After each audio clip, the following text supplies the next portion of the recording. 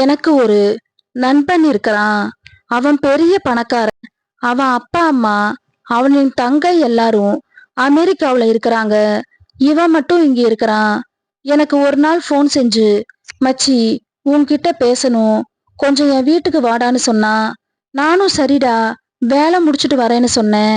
அவனும் சரின்னா நான் அவன் வீட்டுக்கு சாயங்காலமா போனேன். அவன் வந்து கதவை திறந்து என்ன உள்ள வர சொன்னான். நல்ல பெரிய பங்களா வீடு, உள்ளவே படிகட்டுகள், அருமையா இருந்துச்சு அவனோட வீடு. வீட்டுக்கு வெளியே நீச்சல் குளம் இருந்தது. கொஞ்ச நேரம் பேசிட்டு இருந்தோம். அப்புறம் அவன் என்கிட்ட, மச்சி எனக்கு ஒரு ஹெல்ப்னா. என்ன சொல்லுடான்னு. அவன், மச்சி நானும் அமெரிக்கா போய் அங்கேயே செட்டில் ஆக போறேன். இந்த வீட்டை கொஞ்ச நாள் கழிச்சு வித்துடுவோம். அது வரைக்கும் இந்த வீட்டை நீ பாத்துக்கிறியாடா?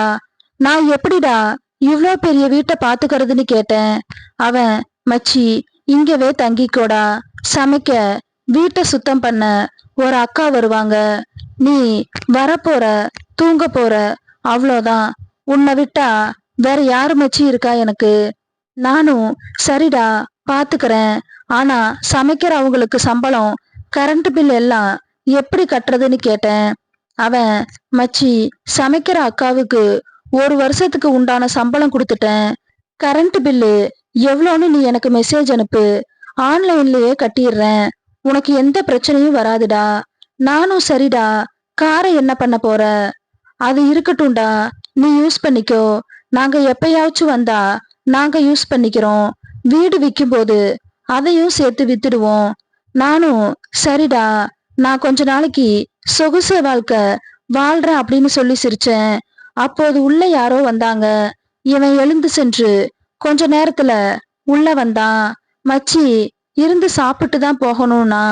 நானும் சரின்னு சொல்லிட்டு பேசிட்டு இருந்தோம். கொஞ்ச நேரத்துல ஒரு அக்கா உள்ள வந்து, சமையல் ரெடி, வாங்க சாப்பிடுங்கன்னு கூப்பிட்டாங்க. அக்கா கொஞ்சம் நொண்டி நொண்டி நடந்தாங்க. நான் அதை பார்த்து, என்ன மாமா அக்கா நொன்றாங்கன்னு கேட்டேன். அவன், மச்சி அவங்க கொஞ்சம் ஹேண்டிகேப்டுன்னா. நானும் சரிடான்னு சாப்பிட்டு நான் கிளம்புறேன்னு. அவன், சரி மச்சி எப்போடா இங்க வரேன்னு கேட்டான். நான் என்னோட வீட்டு ஓனர்கிட்ட சொல்லிட்டு அடுத்த மாசம் வரேன்டா. அவன், டே எனக்கு ஒரு வாரத்துல ஃப்ளைட்டு, நாளைக்கே வாடா. இந்த மாசம் உன்னோட வீட்டு வாடகைய நான் வேணும்னா தந்துடுறேன். நான் சரிடா நாளைக்கு வரேன். அவன், தேங்க்ஸ்டா, உன்னோட பொருளை எல்லாம் எடுத்து வச்சுக்கிட்டு எனக்கு ஃபோன் பண்ணு, காரை எடுத்துட்டு வரேன்னு சொன்னேன். நானும் சரிடான்னு சொல்லிட்டு கிளம்பி என்னோட வீட்டுக்கு போனேன். என் பொருளை எல்லாம் எடுத்து வச்சுட்டு என் வீட்டு ஹவுஸ் ஓனருக்கு ஃபோன் செஞ்சு, இந்த மாசம் மட்டும்தான் இருப்பேன், நான் கொடுத்த அட்வான்ஸ திரும்பி கொடுங்கன்னு சொல்ல, அவர் சரி அடுத்த மாசம் 1ஆம் தேதி வாங்கிக்கோன்னு சொன்னாரு. நானும் அவர்கிட்ட சரின்னு சொல்லிட்டு என் நண்பனுக்கு ஃபோன் செஞ்சு அவனை நாளைக்கு காலையில வர சொன்னேன். அவனும் நான் சொன்னது போலவே வந்தான். இருவரும் என் பொருள்களை எடுத்துக்கிட்டு அவன் பங்களாவுக்கு வந்தோம்.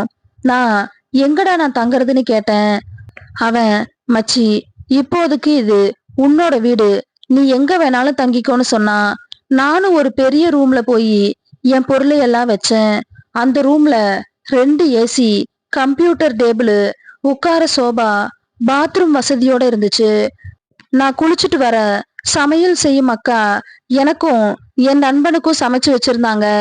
நாங்க 2 பேரும் சாப்பிட்டோம். நான் கிளம்பி வேலைக்கு போயிட்டேன். இப்படியே செல்ல அவன் ஊருக்கு கிளம்புற நாள் வந்துச்சு. காலையில அவன் ஒரு இளம் பெண்ணோட வந்தான். நான் யாருன்னு கண்ணாலேயே கேட்க, அவன் லவ்வர் மச்சின்னு சொன்னான். என் நண்பன் அவளை அவன் அறைக்கு அழைத்து சென்று கதவை பூட்டிக்கிட்டான். ஒரு 15 நிமிஷத்துல இருவரும் வெளியே வந்துட்டாங்க. அவன் என்கிட்ட, மச்சி நான் குளிச்சுட்டு கிளம்பணும், இவளை கார்ல கூட்டிட்டு போய் ஸ்டாப்ல விட்டுட்டு வாடான்னு சொன்னான்.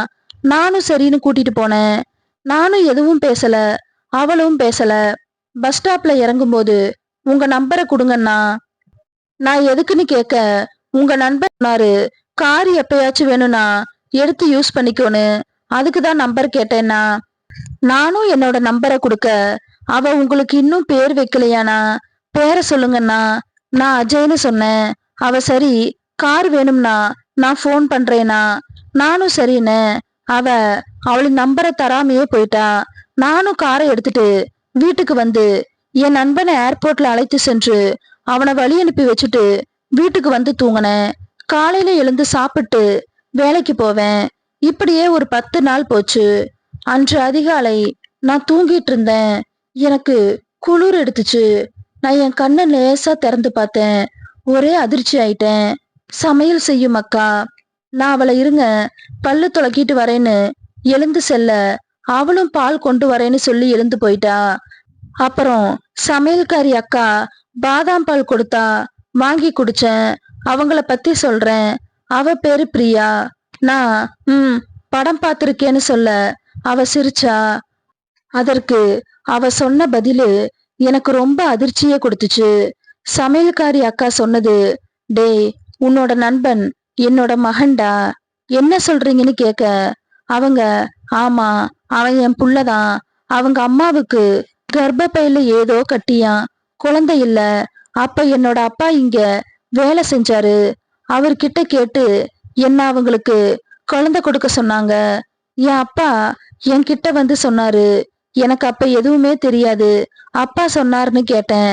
ஒரு ஆம்பளை புள்ள உன்னோட நண்பன், ஒரு பொம்பளை புள்ள உன் நண்பனோட தங்கச்சி. அவங்க மூலியமா எனக்கு ஒரு பொண்ணு. அப்புறம் அவங்க அமெரிக்கா போயிட்டாங்க. நானும் கல்யாணம் பண்ணிக்காம என் பொண்ணை வளர்த்துட்டு இருக்கேன். உன்னோட நண்பன் மட்டும் இங்க காலேஜ் படிக்க வந்தான். என்ன அம்மானு கூப்பிடுவான்னு ஏங்கனேன். ஆனா அவன் அப்படி கூப்பிடல. நான் குறுக்கிட்டு, சரி விடுங்க, அவனுக்கு இதெல்லாம் தெரியாதுல்ல. சரி வாங்க, நாம நம்மளுடைய வேலைய பார்க்கலாம் அப்படின்னு நாங்க எங்க வேலைய ஆரம்பிச்சோம்.